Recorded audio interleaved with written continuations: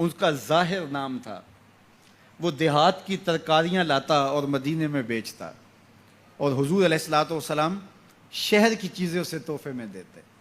एक दिन वो कोई चीज़ बेच रहा था, हुजूर पीछे से गए और चुपके से जाके उसकी आंखों पे हाथ रख लिया। ये कभी आपने भी किया होगा। इसको कहते हैं कोली भरना।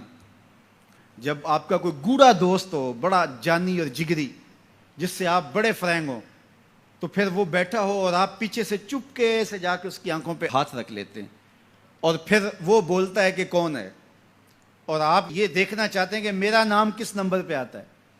बात तो करता है कि जनाब तुझे ही याद रखता हूं, तो आज मैंने हाथ रखे हैं, तो जाहिर अपने करीबी दोस्तों का नाम लेगा, तो मैं किस नंबर पे आता हूं। तो किसी की कोली भरने का मतलब ये होता है मैं देखूं तो सही इसको मेरे से मोहब्बत कितनी है। तो अल्लाह अकबर, वो बैठा था, हुजूर पीछे से गए, चुपके से जाके उसकी कोली भर ली। अब हुजूर के हाथ आंखों पे आए हों और सीने तक ठंड ना गई हो, ये कैसे हो सकता है। उसको ना पता चला हो कि हुजूर है। बल्कि हदीस में आता है कि वो बोलता नहीं, हुजूर आंखें दबा रहे हैं और वो बोलता नहीं। बल्कि जब उसको यकीन हो गया कि हुजूर ही हैं, तो उसने अपनी कमर को पीछे हुजूर के सीने से जोड़ के रगड़ना शुरू कर दिया, और हुजूर दबा रहे हैं कि यानी वो बताए कि मैं कौन हूं, लेकिन वो बोलता ही नहीं है। मुझे मियाँ साहब याद आए। लोग तो इसको मजाज के माना में लेते हैं, मैं यहां ये शेर पढ़ता हूं। सुफने दे विच माही मिलिया ते गल विच पा लईयां बावां।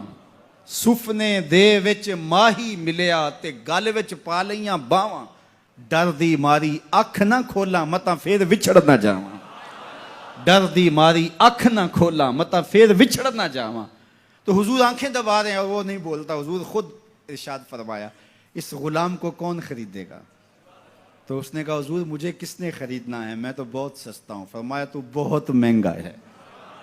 अल्लाह अकबर, तू अल्लाह के यहाँ बहुत महंगा है। तो हुजूर यूं भी प्यार किया करते थे। तो नाम कोई और था। हुजूर ने लाड से कहा, जुल यदैन, ओ दो हाथों वाले। नाम ही दो हाथों वाला पड़ गया।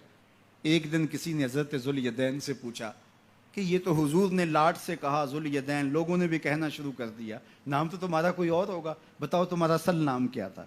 हजरत जुल यदैन बोले, मेरा असल नाम वही है जो हुजूर ने रख दिया है। सारी जिंदगी अपना नाम ही नहीं बताए, कहा मेरा वही नाम है जो हुजूर ने रख दिया है। हजरत सफीना रदी अल्लाह ताला अन्हो, अल्लाह अकबर। सफीना किस तरह उनका नाम पड़ा। नाम इस तरह पड़ा कि जब काफिला चलता था तो हजरत सफीना जो है वो पीछे रहते। हुजूर ने कहा कि तुम जरा पीछे रहो, काफिले में से किसी शख्स की कोई चीज गिरी पड़ी हो तो वो उठा लिया करो। फिर काफिला जहां पड़ाव करता तो वो आवाज देते, भाई किसी की कोई शय गुम है तो वो मुझसे ले ले। तो किसी की कोई चीज गिरी होती, किसी का जूता गिरा होता, किसी की कोई और चीज गिरी होती, किसी का कोई बर्तन गिरा होता। तो वो एक दिन हुजूर ने देखा कि उन्होंने बहुत सारी चीजें उठाई हुई हैं, और सफीना अरबी में कश्ती को कहते हैं, बड़ी कश्ती को। तो हुजूर ने फरमाया, तू सफीना है, तू कश्ती है। अल्लाह अकबर, नाम ही सफीना पड़ गया। एक काफिले में बिछड़ गए, पीछे रहते थे, बिछड़ गए, काफिला निकल गया। अब जंगल है और कोई रास्ता सुझाई नहीं दे रहा। खैर, क्या देखा कि एक शेर है, इंसानी बू सूंघ के हमलावर होने के लिए आगे बढ़ा। तो शेर जब करीब आया ना और हमला करने लगा, तो हजरत सफीना ने शेर को क्या कहा, सुन लो जरा। शेर को मुखातब हो के उसकी आंखों में आंखें डाल के कहा, या अबल हारिस आना मौला रसूलुल्लाह सल्लल्लाहु अलैहि वसल्लम। ऐ जंगल के बादशाह सुन, मैं रसूलुल्लाह का गुलाम हूं।